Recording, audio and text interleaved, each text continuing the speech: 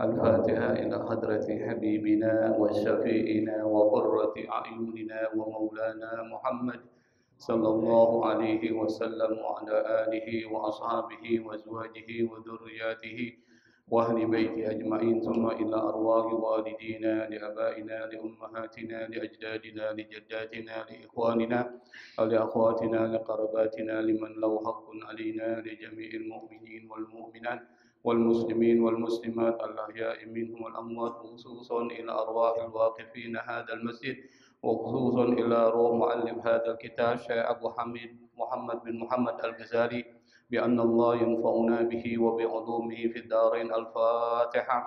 أعوذ بالله من الشيطان الرجيم. بسم الله الرحمن الرحيم. الحمد لله رب العالمين الرحمن الرحيم مالك يوم الدين إياك نعبد وإياك نستعين اهدنا الصراط المستقيم صراط الذين أنعمت عليهم غير المغضوب عليهم ولا الضالين. بسم الله الرحمن الرحيم. الحمد لله رب العالمين. اللهم صل وسلم على سيدنا محمد الفاتح لما أغلق والخاتم لما سبق ناصر الحق بالحق والهادي إلى صراطك المستقيم وعلى آله وأصحابه حق قدره ومقداره العظيم. سبحانك لا علم لنا إلا ما علمتنا إنك أنت العليم الحكيم ولا حول ولا قوة إلا بالله العلي العظيم. رب اشرح لي صدري ويسر لي أمري واحلل عقدة من لساني يفقهوا قولي. أما بعد. Ma'asyiral hadirin jamaah yang dimuliakan dibanggakan oleh Allah Subhanahu wa taala. Pada pertemuan sebelumnya kita sudah membahas tentang fadilah keutamaan dari ilmu dan juga membahas tentang penjelasan mana ilmu yang terpuji dan mana ilmu yang tercela, serta penjelasan tentang mana ilmu yang masuk kategori fardu ain dan masuk kategori fardu kifayah. Pada kesempatan pertemuan malam ini kita akan lanjutkan bahasan kita. Qala al-musannif rahimahullahu ta'ala, i'lam anna darajatil ulumi biqadri qurbiha min ilmil akhirati wa bu'diha fakama anna ulum syar'iyyati tufaddilu ala ghairiha minal ulum. Kata Imam Al-Ghazali, i'lam, ketahuilah, fi'il amr, anna darajatil ulumi, derajat ilmu,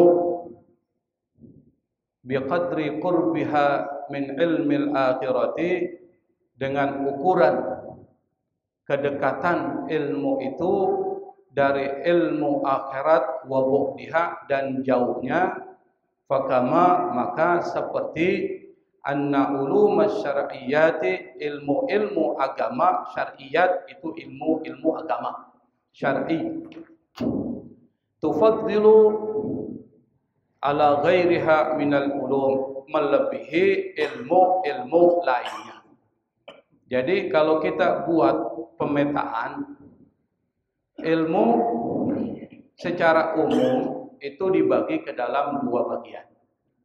Ada ilmu yang terkait dengan keduniawian, ada ilmu yang terkait dengan keakhiratan atau syar'iyat.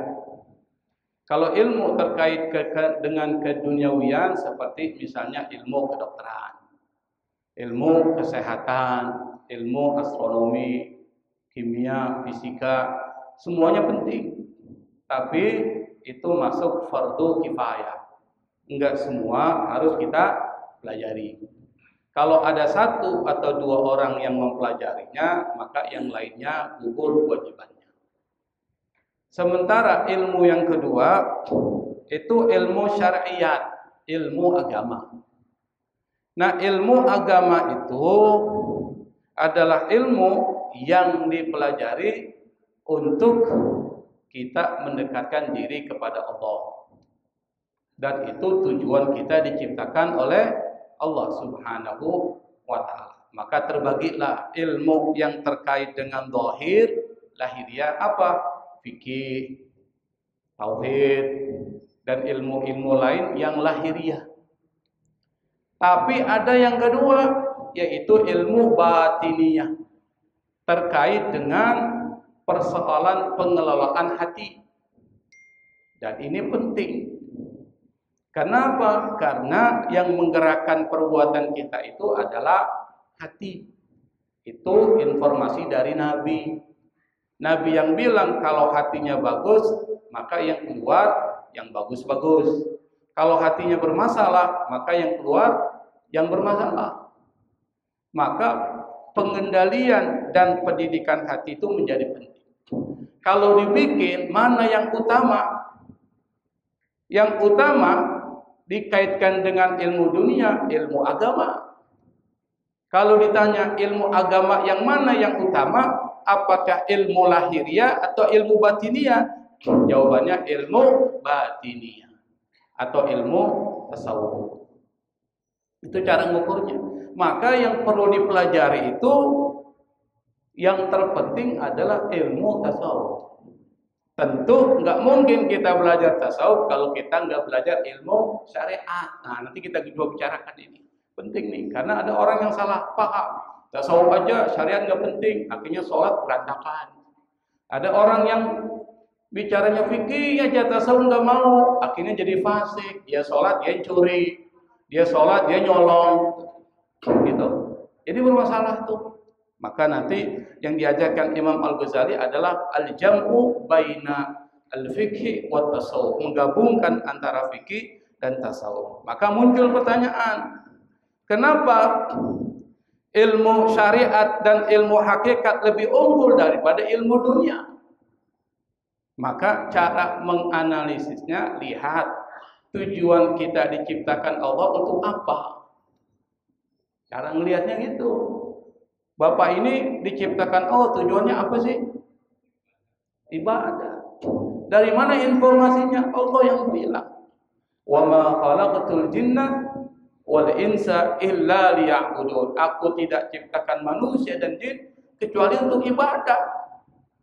Maka semua yang diturunkan kepada para nabi dan rasul sampai Nabi Muhammad sallallahu alaihi wasallam itu ujungnya persoalan ibadah, kedekatan kepada Allah.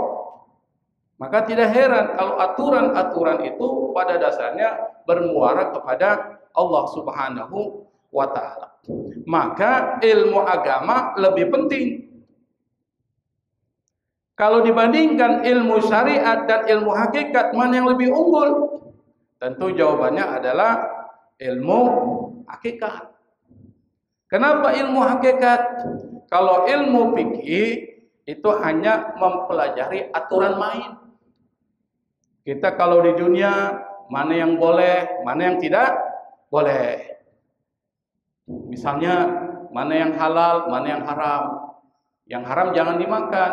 Kenapa? Karena bisa memberikan pengaruh. Maka dipilih yang halal. Lalu dijelaskan, halalnya halal apa? Ada halal karena zatnya halal. Yang kedua, cara perolehannya halal. Bisa jadi zatnya halal, tapi cara perolehannya nggak halal. Beras halal nggak Pak? Tapi kalau dari nyolong nggak halal tuh.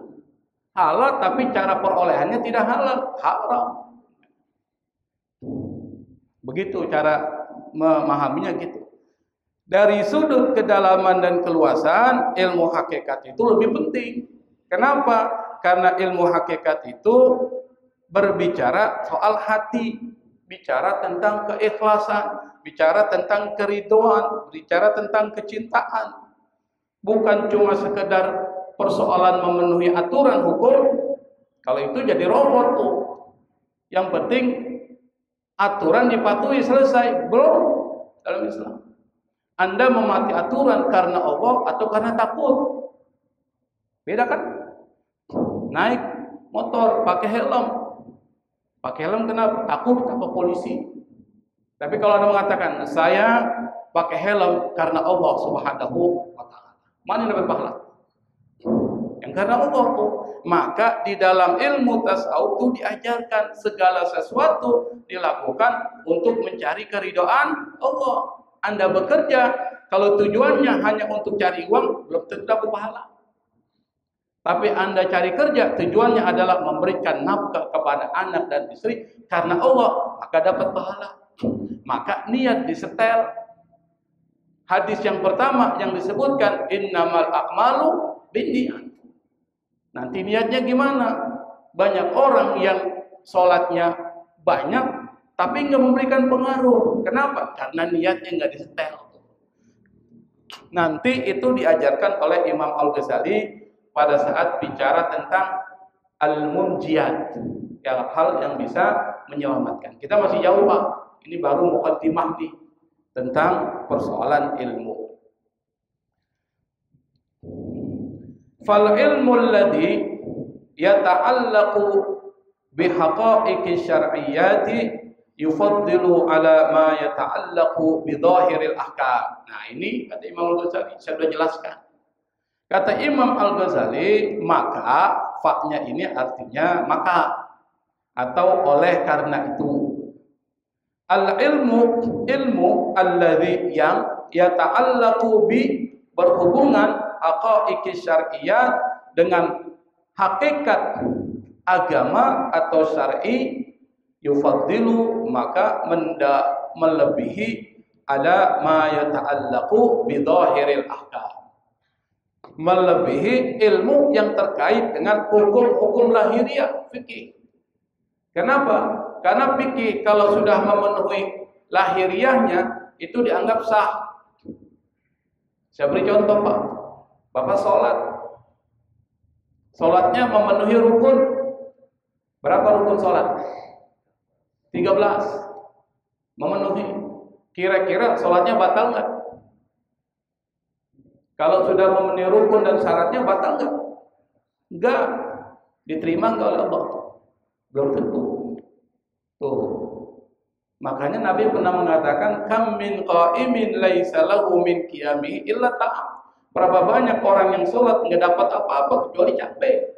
Sah dia, nggak perlu diulang. Diterima nggak? Belum tentu. Makanya perlu belajar hakikat. Ilmu hakikat apa? Ente ikhlas nggak? Karena Allah bukan. Kalau karena Allah, maka diterima Allah Subhanahu wa Ta'ala. Itu ilmu lahiriahnya tuh.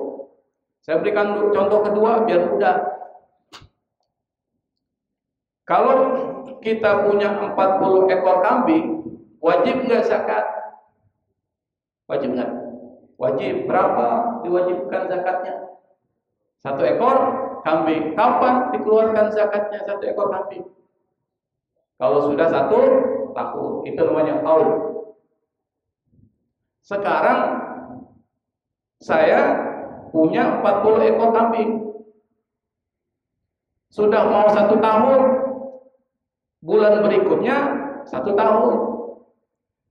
1 ekor kambing dari 40 ekor kambing yang saya punya, saya serahkan kepada istri saya. Tinggal berapa itu?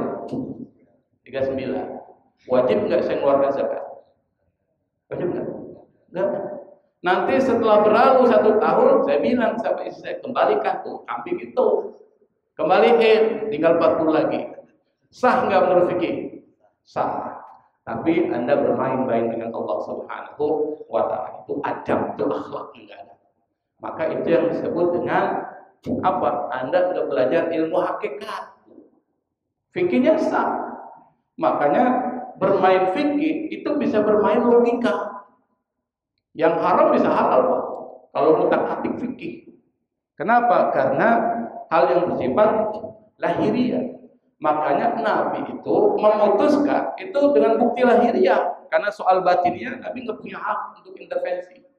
Nahnu nahkumu bizawahir wallahu yatawallas sarair. Kami memutuskan dengan bukti formal. Soal yang bersifat batiniah itu urusan Allah. Kami nggak tahu. Maka Nabi ada sahabat yang dianggap mencuri dituduh lalu dihadirkan 2 orang. Kata Nabi, putuskan hukuman potong tangan. Ini cerita nih.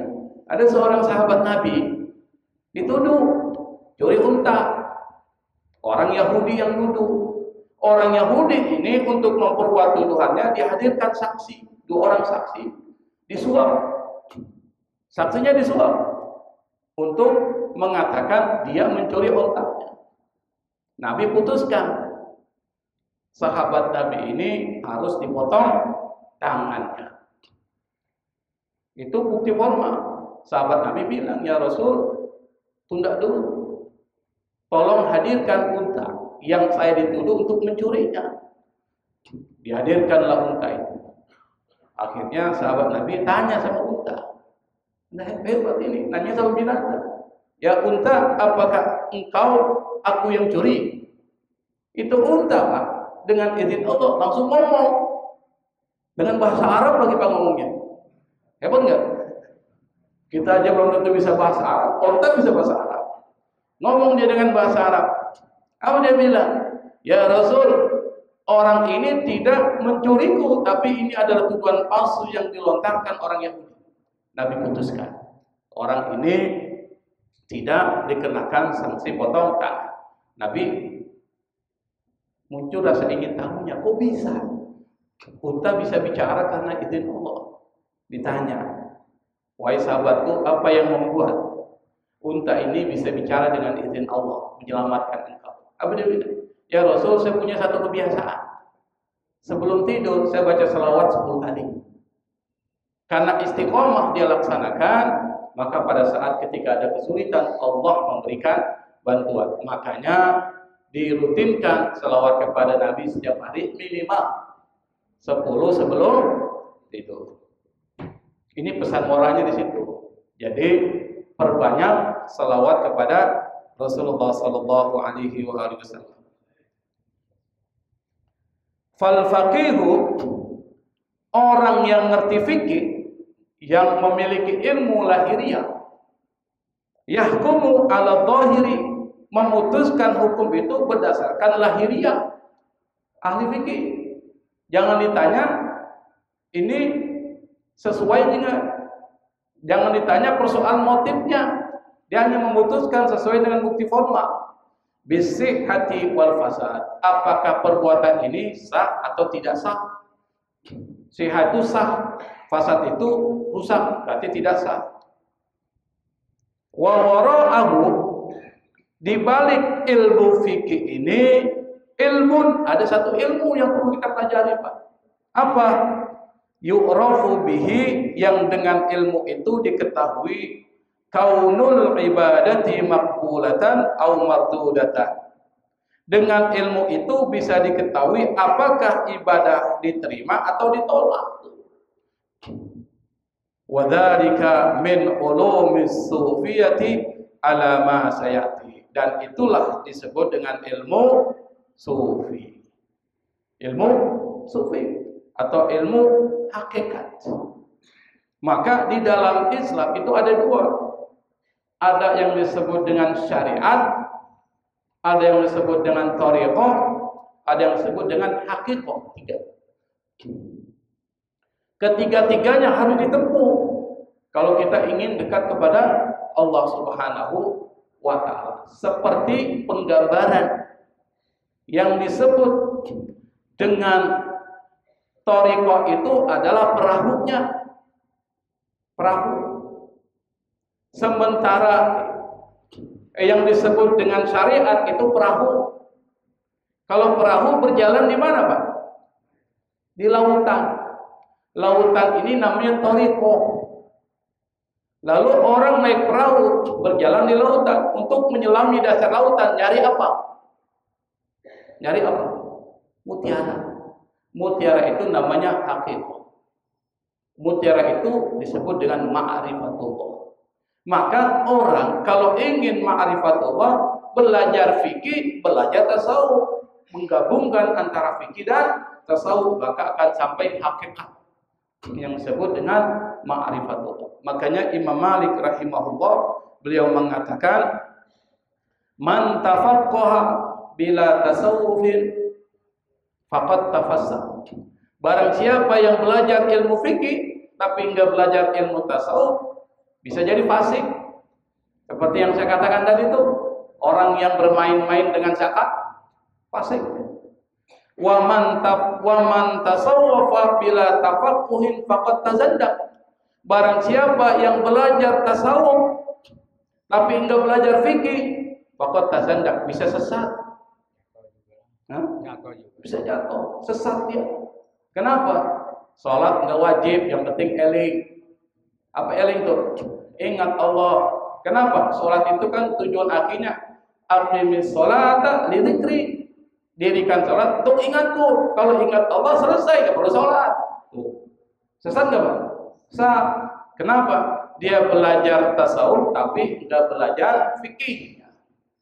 Kata Imam Malik, wa man jama'a bainahuma faqad tahaqqaq. Barang siapa yang menggabungkan keduanya, faqad tahaqqaq, maka dia mencapai hakikat yang sebenarnya, yaitu ma'rifatullah kepada Allah Subhanahu wa taala. Maka dalam kitab Ihya Ulumuddin digabungin tuh. Jadi ini bukan kitab fikih, tapi ada fikihnya. Bukan cuma tasawuf doang, tapi ada fikih juga. Bukan cuma kitab fikih, tapi ada tasawufnya. Digabung. Kitab ini adalah inovasi dari Imam Al-Ghazali, menggabungkan kedua keilmuan yang saat itu orang belajar fikih ya fikih, belajar tasawuf ya tasawuf, dipisah. Muncullah Ihya Ulumuddin karena terlalu tebal, susah belajarnya, maka diikhtisar, diringkas. Jadi mukhtasar Ihya Ulumuddin, kita belajarnya yang mukhtasar aja. Yang mukhtasar aja belum tentu habis. Kenapa? Mungkin umur kita nggak sampai. Sebelum selesai mungkin kita udah selesai duluan. Siapa yang kelihatan udah selesai duluan nih? Ada tandanya tuh. Saya mau bilang. Udah ada kelihatan tandanya tuh. Ada satu. Saya mau bilang ya. Wal ulama'ul masyhurun, ulama jamak alim. Cuma orang Indonesia disebut ulama, satu orang ulama. Dalam bahasa Arab ulama itu banyak. Wal ulama'ul masyhurun, ulama-ulama yang populer, alladzina ittakhazan nasu madzahibahum, yang manusia mengambil madhab mereka. Nih, waqtadu bihim, waqtadu itu meneladani mereka. Kanu, mereka itu para ulama-ulama kita ini dulu, qad jama'u, sungguh mereka menggabungkan baina ilmil fikih, antara ilmu fikih, wa ulumil haqaiqi, dan ilmu hakikat. Ulama dulu. Ulama sekarang jarang, Pak. Ulama dulu tuh, nanti kita bicara nih para 4 mazhab nih. Dan satu ulama terkenal ya. Di sini dijelaskan Imam Al-Ghazali. Mereka itu menggabungkan antara ilmu fikih dan ilmu hakikat atas tasawuf wal amalu biha, dan mereka ngamalin. Itu hebatnya. Maka nggak pantas kalau kita menghina para ulama. Kan banyak kelompok-kelompok salaf itu suka menghina, menyesatkan, membid'ahkan. Siapa? Imam Syafi'i dianggap sesat. Lalu disesatkan dengan Imam Al-Asy'ari yang merupakan perumus teologi Asy'ariyah, dianggap sesat. Sementara yang menyesatkan ilmunya belum sampai seperti itu. Enggak ada adab, enggak ada etika. Nah, kita akan bahas nih, wa innama, dan wawunya waw ibtida, waw istinaf, enggak perlu diartikan.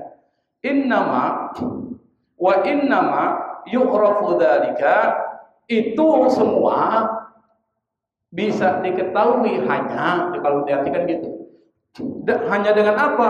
Bil kasfi, menyingkap. Kasyaf, kasyaf itu artinya tersingkap. Di sini bil kasfi an, temannya tuh an, kasfu an, menyingkap apa? An ahwalihim, keadaan-keadaan para ulama-ulama itu. Nanti akan disingkap, diceritakan nih. Wa naqli aqwalihim, dan menukil, meriwayatkan perkataan-perkataan para ulama madhab. Siapa mereka? Wahum khamsatun. Dan mereka itu ada 5. Ada 5. Siapa? Asy-Syafi'i. Pertama disebutkan Asy-Syafi'i. Kenapa Imam Syafi'i disebutkan duluan oleh Imam Al-Ghazali? Karena Al-Ghazali mazhabnya Syafi'i. Disebutin. Padahal kalau dalam urutan yang pertama Abu Hanifah, baru Malik, baru Syafi'i, baru Ahmad bin Hanbal. Tapi Al-Ghazali menyebutkan Asy-Syafi'i. Kenapa? Karena Imam Syafi'i guru dari Imam Al-Ghazali atau madhabnya Al-Ghazali. Jadi di sini ada yang disebut dengan ta'assub madhabi juga. Kita kan kalau kita sebut, yang pertama kita sebut guru kita dulu dong. Yang kita hormati orang lain disebutin. Yang ngajar kita nggak disebut. Kan gila itu. Yang berjasa kepada ente siapa? Itu yang ngajar pengajian tuh. Siapa? Guru yang ngajar ente bisa baca Quran. Masih ingat nggak namanya tuh? Kirim Fatihah tuh. Kalau bukan karena dia ente nggak bisa baca Quran. Kalau ada dia, sebutin. Yang saya hormati dan muliakan guru saya. Tuh. Ini penceramah dua. Al-Mukarram wal Muhtaram guru kami. Kapan ngajarin ente? Salah tuh. Hah? Belakangan lagi dapat duit lagi. Nah itu adabnya gitu. Imam Al-Ghazali gurunya dulu Asy-Syafi'i. Tapi ini jangan diambil ya omongan saya. Ini untuk kita doang. Nggak keluar dari Darussalam ya. Nanti saya dicari-cari nih. Asy-Syafi'i nanti kita jelaskan Syafi'i ini siapa. Wa Malik, Imam Malik bin Anas gurunya Imam Syafi'i. Imam Syafi'i umur 15 tahun datang ke Imam Malik belajar kitab Muwatta. Kitab Muwatta itu kitab hadis tapi disusun ala abwabil fikih sesuai dengan urutan pembahasan fikih. Itu ada ribuan hadis dan perkataan para sahabat serta para ulama tabi'in. Itu dikumpul Imam Malik. Imam Syafi'i 15 tahun datang dia ke Madinah cari Imam Malik. Sebelum dia belajar kitab Muwatta dengan Imam Malik, dia sudah hafal tuh kitab itu, Pak. Mas Syafi'i 15 tahun, Pak. Dan dia menghafal kitab itu, dia pinjam sama orang tuh kitab. Karena Imam Syafi'i bukan orang kaya, orang miskin. Dia pinjam, dia hafal. Bayangkan Pak, ribuan hadis, ribuan perkataan sahabat dan perkataan ulama dia hafal. Pas datang ke Imam Malik, lalu Imam Malik menyilahkan Imam Syafi'i membaca kitab, lalu ta'ajjub dia. Terpesona dengan kehebatan Imam Syafi'i. 15 tahun dan dia sudah jadi mufti di Mekah Al-Mukarram. Imam Syafi'i. Antara Imam Syafi'i dan Imam Malik berbeda pendapat. Tadi nggak pernah benturan. Jadi perbedaan antara guru dan murid wajar, tapi jangan bentrok. Kapan-kapan kita cerita ada perbedaan antara Imam Syafi'i dan Imam Malik tuh. Yang kedua-duanya benar. Yang ketiga wa Abu Hanifah. Abu Hanifah ini gelar laqab namanya Nu'man bin Thabit. Tinggal di Irak, kalau Malik tinggal di Madinah. Abu Hanifah ini adalah seorang ulama yang cerdas dengan logikanya. Yang pertama kali menginisiasi konsep perdagangan dengan menggunakan teks itu apa teks itu? Itu kan dulu orang dagang saling tawar menawar tuh. Lalu kemudian pas di mall pakai harga price tag ya. Ada apa istilah tag itu? Pokoknya ada tanda harga. Itu Imam Abu Hanifah dipakai. Kenapa? Imam Abu Hanifah sibuk berzikir kepada Allah sehingga berdagang langsung aja kasih ini harganya, nggak usah tawar menawar tuh, kan enak kan? Kalau tawar menawar capek tuh. Coba bapak pergi ke Tanah Abang tawar menawar, bisa urat naik leher di sini nih, stres tegang. 300, 150. Kadang-kadang ditawar harga 300, tahun 50.000. Bayangkan itu. Pedagang stres, akhirnya diusir kita tuh. Nah lebih bagus pakai price tag. Tapi orang sekarang pintar. Harga 10.000 menjadi 9.900 rupiah. Supaya kelihatan lebih murah. Harga 100.000 99.000 rupiah. Itu orang sekarang cerdas ya. Wa Ahmad bin Hanbal. Yang keempat, Ahmad bin Hanbal, murid Imam Syafi'i. Abu Hanifah juga murid tidak langsung atau guru tidak langsung Imam Syafi'i, karena Abu Hanifah punya murid. Yang murid itu menjadi salah satu guru dari Imam Syafi'i dalam kaitan dengan ilmu qiyas. Nanti kita pelajari, Pak. Yang kelima, wa Sufyan Ats-Tsauri. Ini yang tidak dibahas secara mendalam oleh Imam Al-Ghazali. Kita akan bahas sedikit. Sufyan Ats-Tsauri.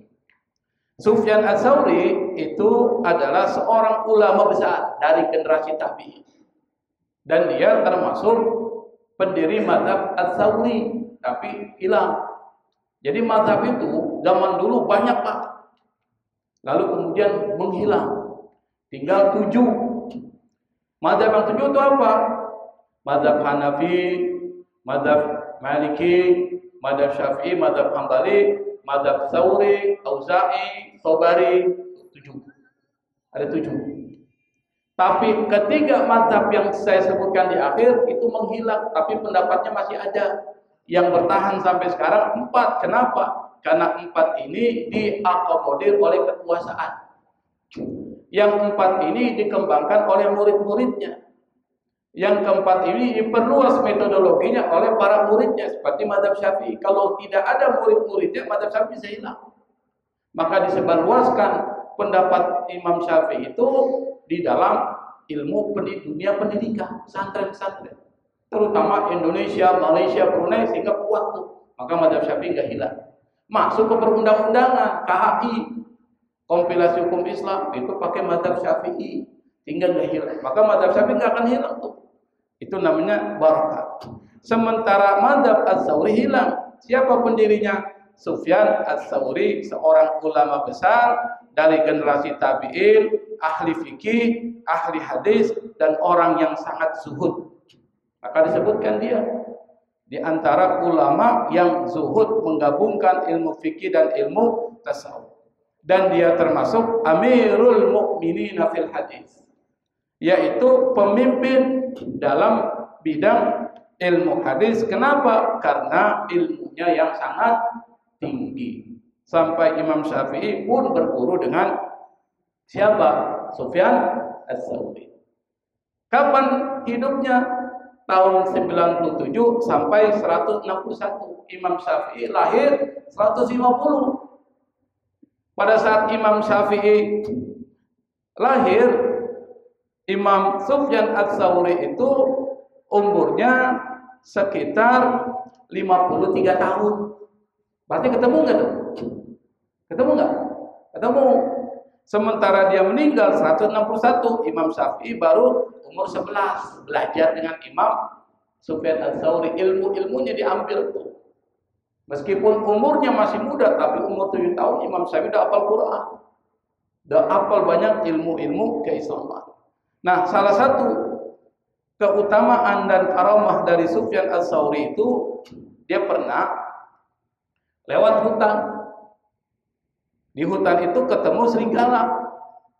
Serigala biasanya kalau ketemu orang dia bisa memakannya itu.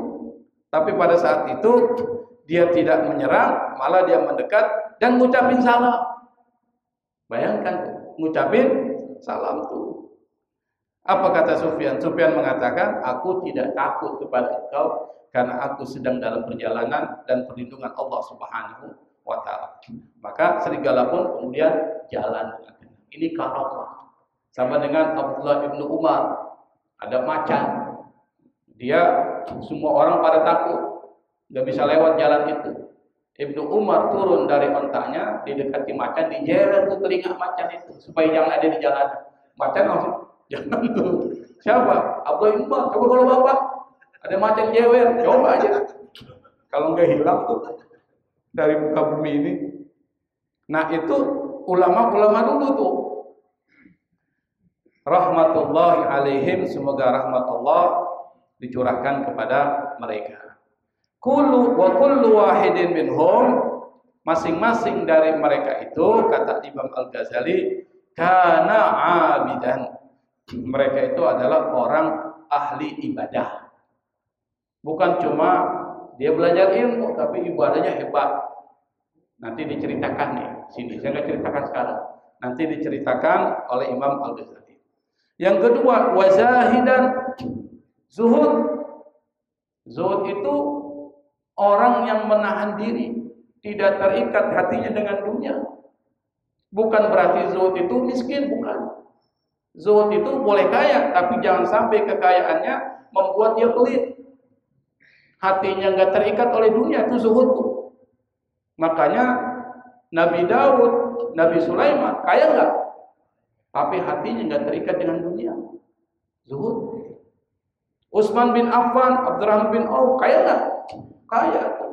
Sampai kekayaannya pas dihitung tuh kalah tuh orang paling kaya di dunia oleh Abdurrahman bin Auf. Tapi hatinya nggak terikat oleh dunia.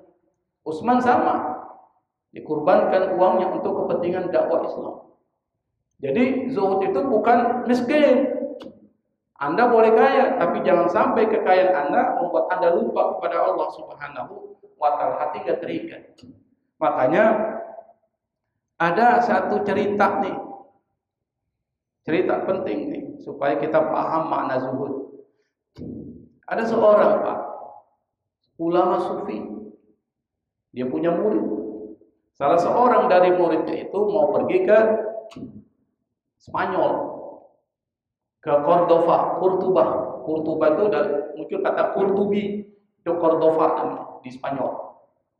Di Spanyol itu ada seorang ahli sufi terkemuka namanya Ibnu Arabi, Muhyiddin Ibnu Arabi. Ada Ibnul Arabi ahli fikih. Tapi kalau Ibnu tanpa Al-Arabi itu ahli sufi. Kita cerita nih. Sang murid ini bilang sama gurunya, "Guru, saya mau pergi ke Spanyol nih. Ke Granada, ke Cordoba, mau dagang." Kata gurunya, "Kalau kau nanti sampai ke sana, tolong salamkan salam saya kepada guru saya, guru besar saya. Dan minta sama beliau untuk memberikan nasihat kepada saya." Pergilah dia berdagang. Setelah selesai berdagang, dia ingat pesan gurunya. Oh, saya harus ketemu gurunya guru saya. Pergi dia. Dia tanya, di mana rumahnya Syekh Muhyiddin Ibnu Arabi? Pikiran dia nih, sang murid dari guru yang dipesan itu, pasti gurunya ini orang miskin. Kenapa? Karena gurunya dia miskin banget nih. Kalau gurunya aja miskin, pasti gurunya dari gurunya lebih miskin dari dia. Pikirannya dia gitu. Pikirannya kan, namanya sufi. Lalu orang bilang, tuh di sana kalau ada rumah yang paling megah, paling kuat, itu rumahnya dia. Dia masih penasaran, masa sih? Dia tanya lagi, ternyata betul. 3 orang ditanya, semuanya jawab yang sama. Pergilah dia salah. Pas masuk dia lihat, ini sih bukan rumah, istana ini. Lalu kemudian dia berikan salam kepada Syekh Muhyiddin Ibnu Arabi. Lalu dia bilang, guruku minta pesan kepada engkau. Apa dia bilang? Bilang sama gurumu, jangan memikirkan dunia. Bingung dia Pak. Guru saya udah miskin banget. Dipesanin sama gurunya, jangan memikirkan dunia. Dipikirin, pulang sampai ke rumah dia bilang, Pak Kiai, gurumu pesan, Pak Kiai jangan memikirkan dunia. Menangis dia Pak. Itu murid dari Syekh Muhyiddin Ibnu Arabi, menangis dia. Guruku benar.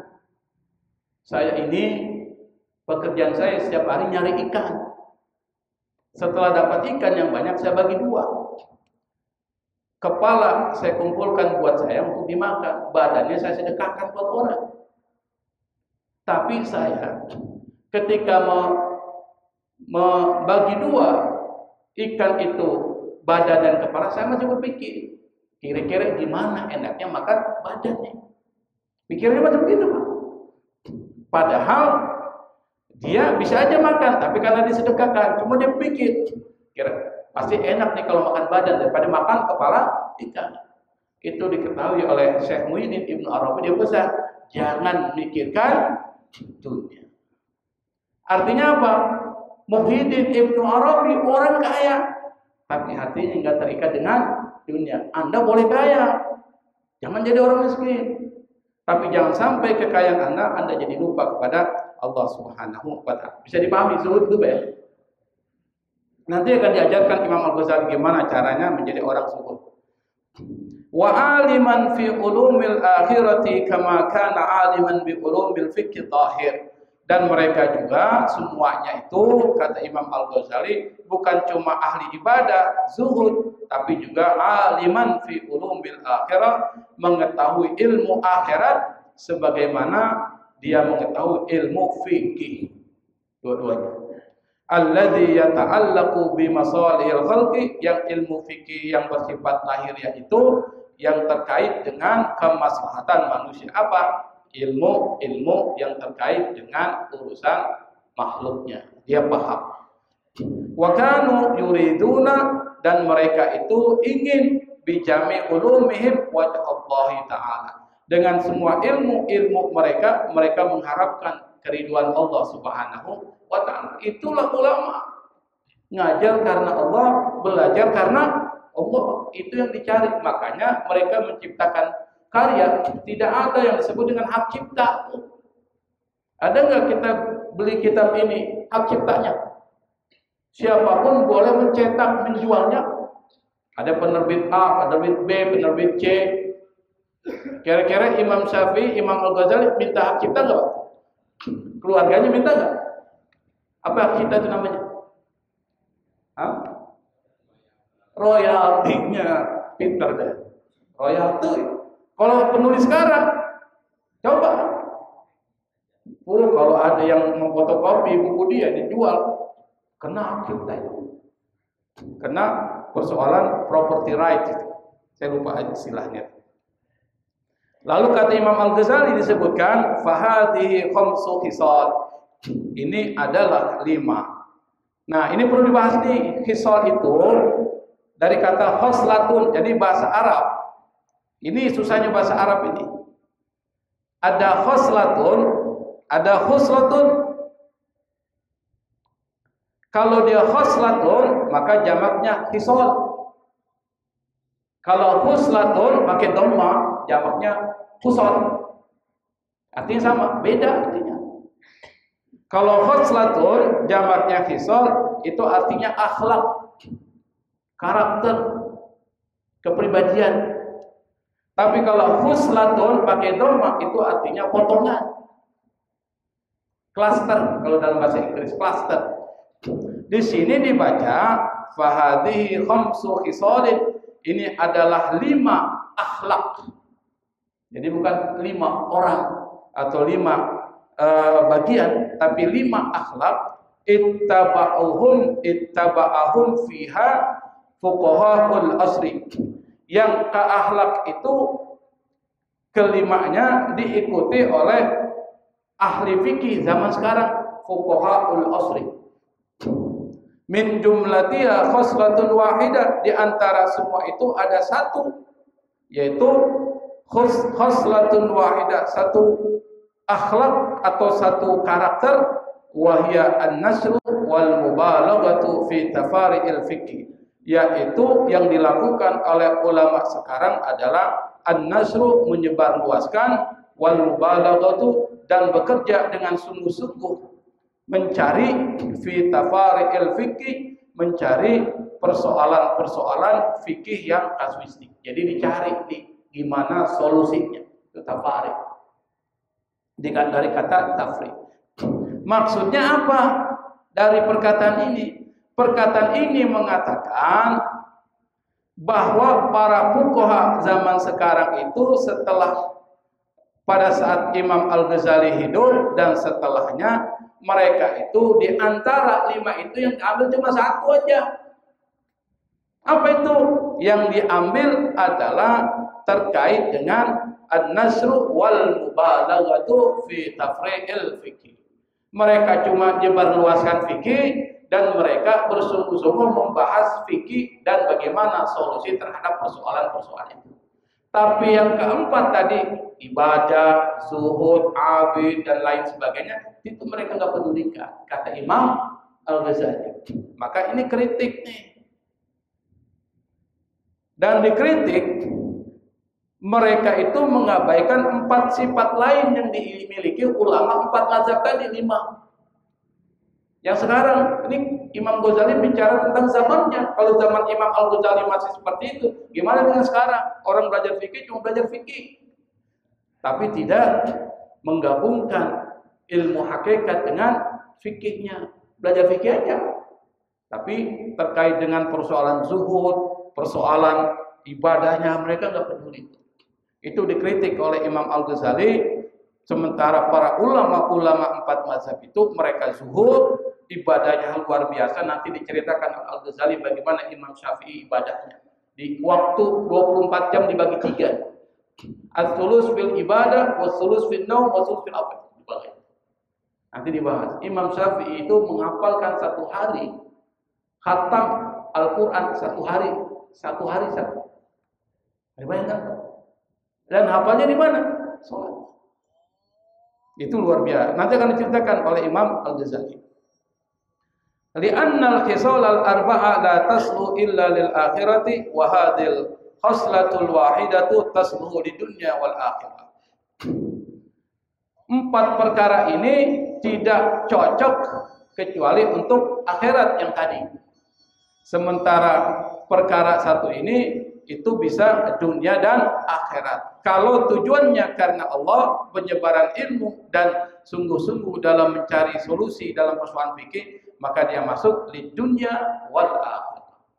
Insya Allah pada kesempatan yang akan datang, karena waktu Isya sudah datang, kita akan bahas tentang seperti apa para ulama mazhab itu menggabungkan antara fikih dan tasawuf, dan seperti apa ibadah mereka, kezuhudan mereka, dan kewaraan mereka dalam kaitan dengan ilmu agama. Saya pikir ini yang bisa saya sampaikan.